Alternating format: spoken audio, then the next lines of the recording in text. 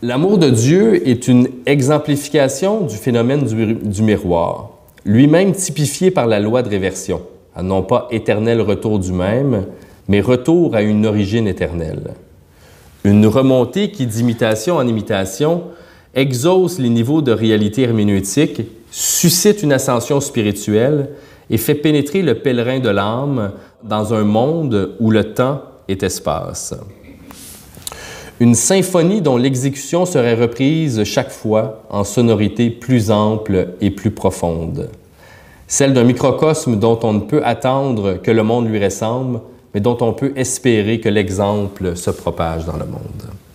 L'amour du totalement autre, l'amour de Dieu, révèle l'éternité retardée, le retard d'être humain. Et c'est pour cela que l'éthos de l'appel de Dieu est nostalgie d'être soi. L'amour de Dieu entraîne une nostalgie de soi, révèle la part manquante, pour reprendre un titre célèbre de Christian Bobin. Et c'est pour cela que l'amour de Dieu ouvre à la réalisation spirituelle personnelle qui passe par un combat contre soi-même pour soi-même être face à Dieu.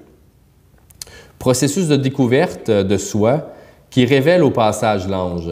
Parce que l'ange, et je cite, est ce soi-même que chaque moi découvre dans l'acte de se connaître soi-même. Comme le dit Corbin, chaque être, en atteignant la conscience de soi, fait l'expérience de la dualitude de son être. L'anthropologie philosophique de Corbin est devenue anthropologie métaphysique. Je vous remercie.